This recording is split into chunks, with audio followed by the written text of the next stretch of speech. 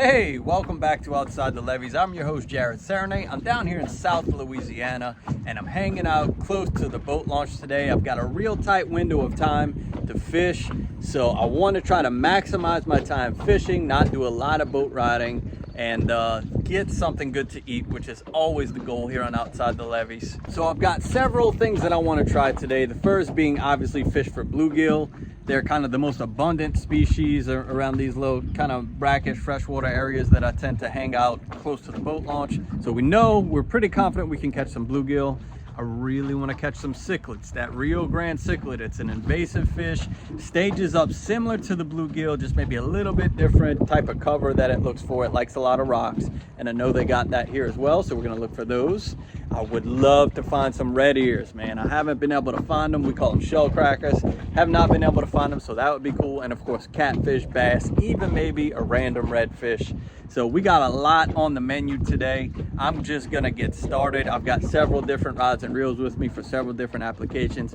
I appreciate y'all being here. Let's get right into the fun. There we go. Fish on. Fish on. Come on, rascal. There's gotta be a catfish or something. Oh my gosh, look at the size of that bluegill. Whew, that's a pretty one. Now, if he'll just let me keep my bait, that'd be nice. Can I keep my bait, please, sir? Thank you. We're on the board, folks. All right, y'all, they fired up. The perfect time of year for bluegill. I believe they're spawning. So there's probably a bed somewhere in here. Size is actually running a little bit better. I'll get some small ones mixed in, but there's definitely some eating size ones too. I'm gonna do this for a little while, and then I'm gonna try to bounce around, see if I can find some other species. I really wanted to catch some cichlids today. So we've got a couple places we can try, but what I like about the way this is set up, there's actually some concrete that they laid down here, so you got lots of structure and grass along this concrete edge, and they seem to really like that. Oh gosh, smoked it. Pretty gill. What's up, pretty gill? All right. All right, my setup, this is a 7-foot crappie rod, and it's got a moderate action. It has a lot of bend to it, and it bends very easily. I love setting the hook with this rod. And then I've got that 7-pound mono onto a 2000 series reel, so I could handle a little bit of them bigger fish on this one. It's not my ultralight setup, so if we hook up with a catfish or a bass or something, I should be able to get them. And then it's just a bobber on a small hook. Simple fishing. Got me some red worms. Them good old red worms, you know they good. Simple stuff, folks. Putting food on the table. That's what it's all about here on Outside the Levees. That's all we doing. We got a limited time to fish. So we're out here for about 3 hours trying to get something to eat. And we're well on our way to doing that. But we also like to create a challenge when we can. So once I feel like I have enough bluegill, we're gonna move on.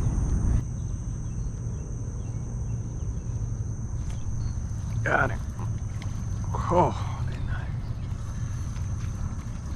hey, you're right, bruh.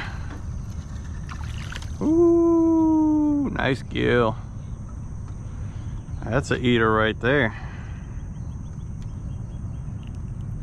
All right, finally got my bait too.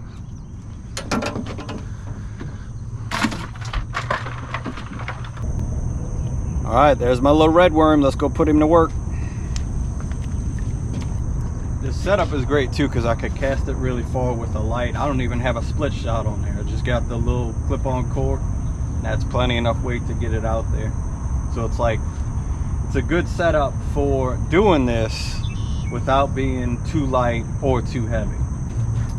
Like in these situations, you want to be able to cast a long ways. You want to be able to cast accurately, have enough rod to get in a catfish or a bass or something like that. So you definitely have to weigh your pros and cons. I've got an ultralight set up here that the other day a bass whipped me on that. I couldn't get him in time, so I probably, in this situation, wouldn't want to use that ultralight. Because I know there'll be a catfish or a bass come along at some point.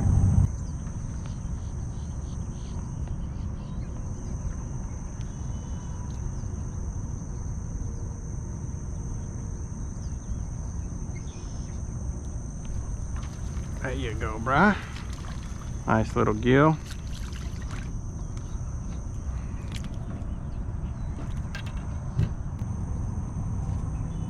There he is. That might be a little bit better. He's gonna be small. There he is. Just want to show you how pretty the colors are on that fish. He's got that beautiful aqua and bright orange belly. Pretty fish, huh? Get them all, huh? You want some? No. That's the real bass bait there, bro. Congratulations on your 100,000. Thank you, man. Appreciate that. Now watch. Appreciate it. There he is. They in one little hole right there, man. I noticed that about bluegill. They like to get in these one little spots, and that's about it. All right. All right, so let's go ahead and turn him into catfish bait. There he is. Finally got him. He gave me a hard time, didn't he? Ah. Come on, let's see if we get one more and then we'll do some exploring. All right, folks. That's gonna do it on this spot. Let's go explore, see if we find some cichlids, see if we find some catfish. Let's go have us a good time, y'all. All right, got me some good catfish bait here in this little bluegill. See if we can't get us old cat daddy. They in here, we just gotta find them, you know what I mean? All right, now my catfish setup, I did something kind of different. There's a deep hole here. Guy who's bass fishing told me about 8 foot. So what I wanted to do was have a long line but not touch the bottom. So I got a clip-on cork tied with my hook directly on the braid, my clip-on cork directly to the braid with about 6 foot of line here. So hopefully I'm hovering right above the bottom without getting hung up, because I don't know what's down there. You know what I mean? And a catfish will come up and get it if he wants it. People think catfish only hang out on the bottom, and that's not true. They all over the water column. So, got me a nice fresh piece of bluegill. Let's toss that out there, see if we get us a cat. Alright, let's see, Vern. Go right here off of this little dot.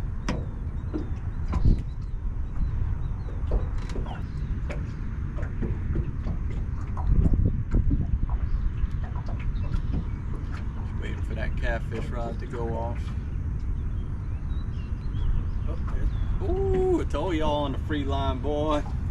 I knew that was gonna be good. That was cool. That was awesome. Free line and red worms. Heck yeah.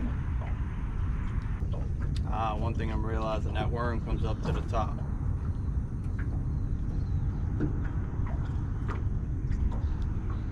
So you gotta let it drop back down every once in a while. There he is. Oh, that's fun. A red ear! I found one! Oh my gosh, they do exist. Hold on, let me get on these, folks. If I get on some red ears, it's gonna be on. It will be on. Hopefully I found some red ears. I've been trying to find these fish for a while now. Let's see. That's how you gotta do it. The other one ain't working, unfortunately. Ooh, go ahead, big man. Go ahead, big man. A nice bluegill, y'all. Go ahead with your bad self, big man. I'm all ready. There he is. There he is. Bluegill. Bluegilly. Actually, no, that's a red ear. Take that back. All right, so that's a red ear.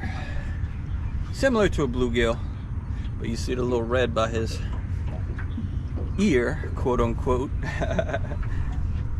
I'm glad we found these, folks. I've been trying to find some. That's the ticket, man, the free line. I couldn't get them on the cork, but we catch them every cast on a free line now. Hoping some more red ears show up.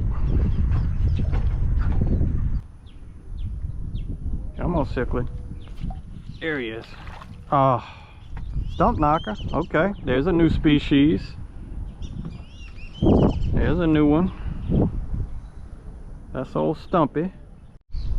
Alright, I just caught a Stumpknocker right here, so that's 3 species. We just got to catch a cichlid now.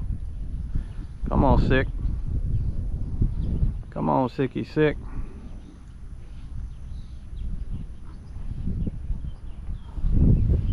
Oh, there he is. Come on. For a little friend. Got him. Another knocker, baby. Another knocker. That's a cool looking little fish, man. That is just a pretty little fish. Alright, I got about an hour left. I'm gonna give this spot 10-15 minutes, and then we're going fully committed to the catfish. I cannot believe a cichlid hasn't shown up. That kind of breaks my heart. Normally they're pretty easy to catch, pretty fired up, but I guess the bluegill ran them all off. That's what happens when you're invasive. Sometimes the natives just get tired of it. Oh crap, I got a bite. Way downtown. That is a Stumpknocker. There's Stumpknocker. Look at that pretty red eye he's got. See if I get him to stop. Check him out. That's a cool little fish. Alright, well, we found the Stumpknocker hole over here.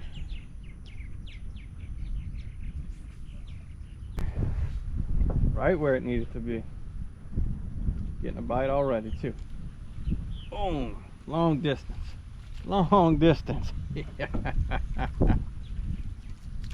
Never knew what hit him. Another knocker.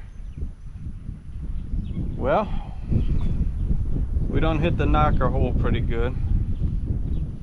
I'll give it a couple more casts. A lot smaller than a bluegill. Need to get me an aquarium, man. That'd be a cool fish for an aquarium. There we go. Look at that cast, boy. Come on, fish. Don't make me a liar. Just one cichlid. One. Huh? Sure looks like a bite. That is a bite. Man, that's a good little hole right there. Getting quite a few bites. Please be my cichlid. Ooh, it's fight. Oh, angry bluegill, boy. That's a good little honey hole right there, though. They biting. See if I can catch me a couple more. Trick is getting in that spot with the cast.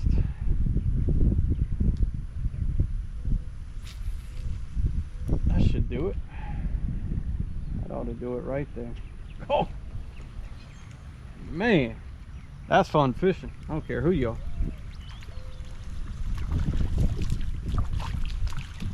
Booyah! Alright, well, we gave it a shot. You know, we got the bluegills, obviously plenty of those. We got the red ears, we got the Stumpknockers. We did not get the cichlids and did not get a catfish, but live to play another day. So now I got a good idea, something I want to cook with them. Let's go get to it. Alright folks, I'm back here at the house. I kept me some brim to cook, and we're going to do something that I've never done before. This is something completely new that I'm trying out. So let's get these cleaned up first. I'll show you all how to do it. In order to scale these, I use a spoon.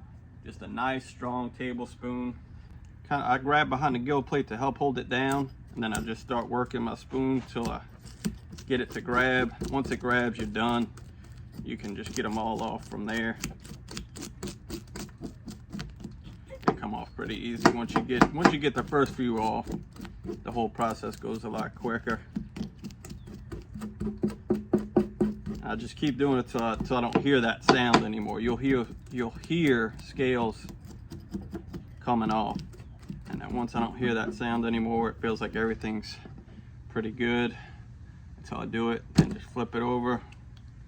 Once again, I get them by the gill plate. These first few scales are the ones you got to get, and then after that, it just goes pretty smooth. See them coming off.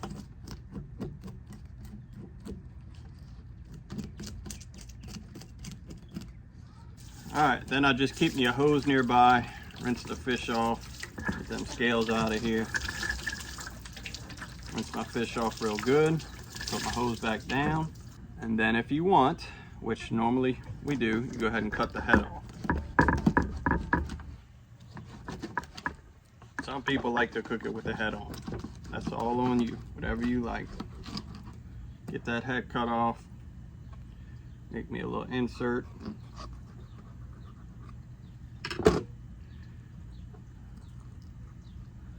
And I get the insides out, get that all thrown away. You could save that for garfish bait if you want, catfish bait if you want. Give it one last little rinse. And that's it. That's ready to cook. All right, so I got everything real dried off, and then I'm gonna hit it with some garlic powder. Trying to not get too much. And some Cajun seasoning. Get that rubbed in. There you go. Do that to both sides.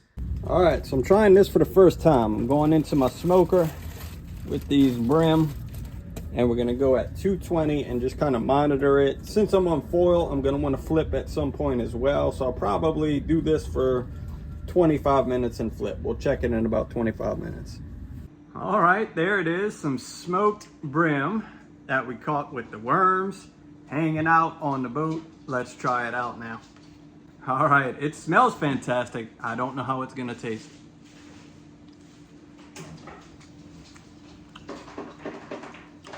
Oh my gosh. Holy cow. I know y'all are gonna not be happy with me saying this, but that is better than fried. That is so good. Oh my goodness. Oh, just perfect. As always, I appreciate y'all being here, and we'll see you on the next one.